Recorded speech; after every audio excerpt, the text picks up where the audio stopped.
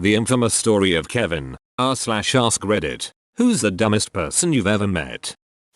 It's not uncommon as a teacher to have students who are a bit behind the curve in certain aspects, but 99.99999% of the time they are keen on something. They might not understand how to identify a noun or what theme is, but they somehow know how to make a mean plate of nachos. You learn pretty quick to not judge fish for their tree climbing ability, you know? I thought this was the rule when I was teaching until I met Kevin. Kevin isn't his real name, but it doesn't matter because he can't spell it anyway. Kevin was a student of mine during my last year of teaching. He came to my classroom with very little to show for his academic past. He had moved a few times and thus was missing a lot of typical test scores that we used to try and ballpark their ability. Don't worry, it was a ballpark. We didn't make major decisions until we actually had a chance to talk and work with a student for a bit. I thought that's fine. I'll just do some one-on-one with Kevin and see what's up. One-on-one with Kevin was like conversing with someone who'd forgotten everything in a freak, if not impossible,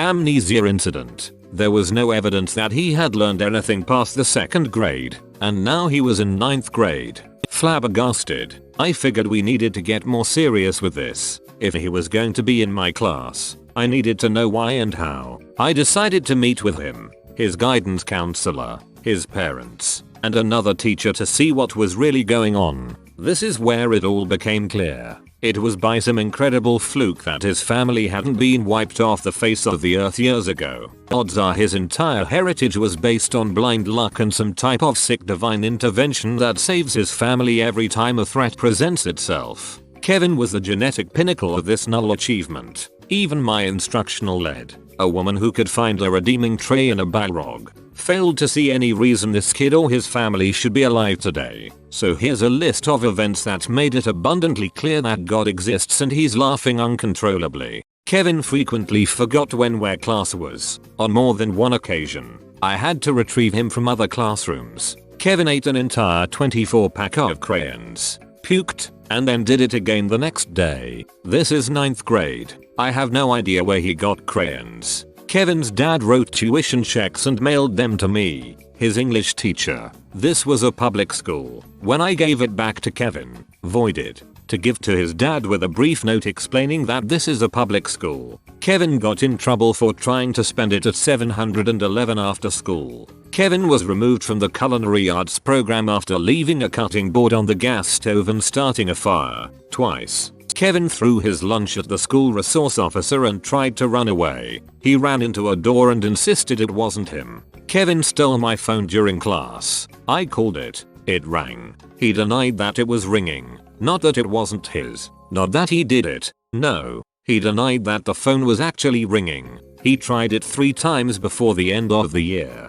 Kevin called the basketball coach a method at King Beach during gym. Basketball tryouts were that afternoon. Kevin tried out. It didn't go well. Kevin's mom could never remember which school he went to. She missed several meetings because she drove to other schools, none of which he ever went to. Kevin tased himself in the neck before a football game. Kevin kept a bottle of orange Kool-Aid in his backpack for about 4 months. He thought it would turn into alcohol. He drank it during homeroom and threw up. Kevin say the N-word a lot. Kevin was white. The high school was 84% black. Kevin got beat up a lot. Kevin stole another student's iPhone and tried to sell it back to them. Kevin didn't understand that his grade was dependent on tests, quizzes, homework, class walk, and participation. Kevin finished his first semester with a 3% average. He tried to bribe me with $11. Kevin spit on a girl and said, "You should get out of those wet clothes." The girl was a Spanish student teacher.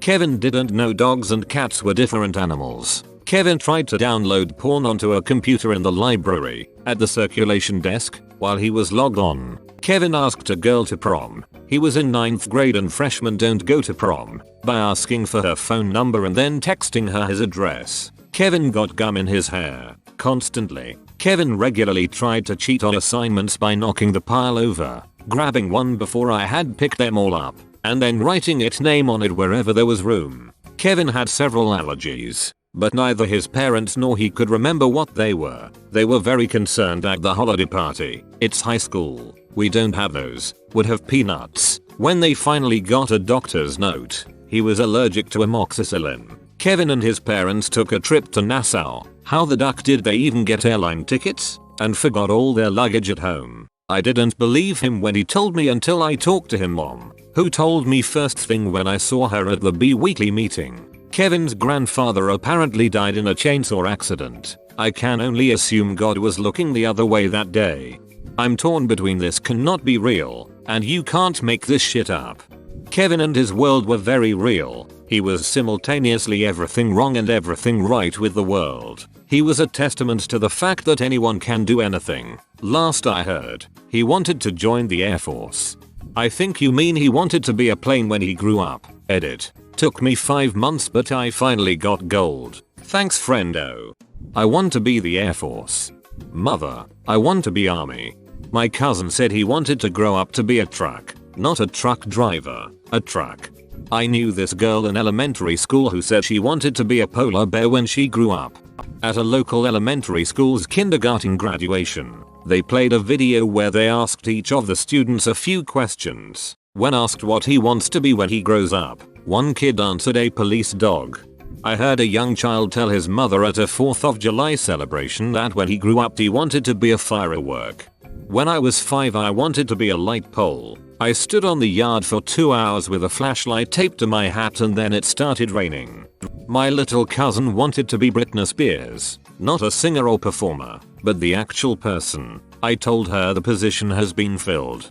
Oh god, I had a neighbor that fits this description perfectly. Once dug a trap hole in my friend's backyard and covered it with leaves, then proceeded to fall into it and we had to pull him out. Would repeatedly climb the tree in his front yard all the way to the top, then fall out of it every time. Except the one time that he didn't and we had to call the fire department because he couldn't remember how to climb down. Was riding his bike to our house in swim shorts with a towel around his neck. Leaned too far over and the towel got stuck in the spokes. He flipped over the handlebars and the bike flipped over and landed on top of him. We wouldn't let him near our trampoline because we feared for his and our lives. He's now a high-ranking army man. Edit. He was on leave and came back to visit last winter. His car slid and he took out my neighbor's mailbox and we had to help pull him out of the ditch. It wasn't even icy. It terrifies me that they let him touch guns.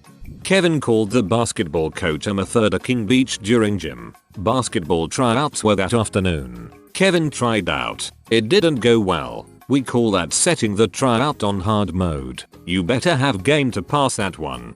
Kevin didn't know dogs and cats were different animals. This is the best. Haha, that was actually one of my favorites too because of how I found it out. We were doing an assignment on personification and I had people describe their pets using it. Welcome to America, where we teach personification in high school. I know. Kevin didn't have any pets but he said his neighbor had a cat he played with sometimes. He listed off like 3 or 4 things and it became really apparent that he was describing a dog. At first I thought that maybe he just had trouble figuring out the right way to say it, but after 2 or 3 more sentences, it was abundantly clear that this was a really big dog. Someone else who lived on the same street put 2 and 2 together as well and said, Kevin, that's not a cat, that's so and so's black lab. Kevin was absolutely floored that A, someone else lived on his street and B, that there was a difference between a black lab and a house cat. Like, I am only guessing, but I think to him, dog and cat were as interchangeable terms as hat and cap. You train and prepare as a teacher to try and find ways to redirect embarrassing situations like a student being really wrong in public. But I was at a loss for how to move on from there.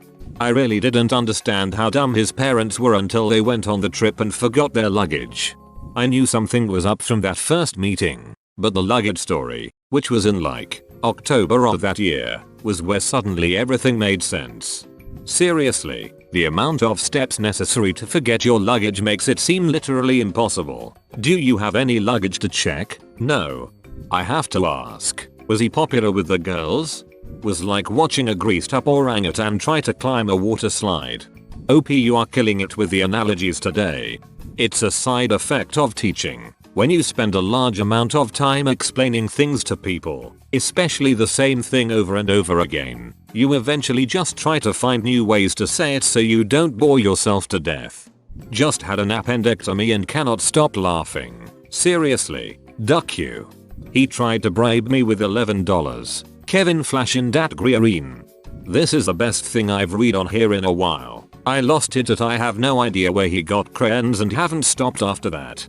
I think I must have gone to high school with Kevin's cousin. We'll call her Kelly. Kelly also found it difficult to remember where her classes were. We went to a tiny school. There were 4 possible classrooms to choose from. She showed up on the weekends sometimes. Kelly pulled the fire alarm because she wanted to know what it would do. Not once, not twice, 3 separate times. And the real kicker, it took Kelly until 10th grade to realize she was left-handed. She had always just thought her left hand was her right hand because it was the one she wrote with. Kevin, a diagnosis, not a name. Edit. Thanks for the gold. That was the hardest pill to swallow. Despite numerous tests and assessments and meetings and just overall study, no one could ever say he had any kind of learning disability. No IEP. Number 504. No special file. No caseworker or advocate. Just Kevin, his mom, his dad, and zero brain matter. Whoa, you made it to the end? You're a ducking beast. I'll cut you a deal. Smash like and subscribe for more curated content. It's free and that's a great price.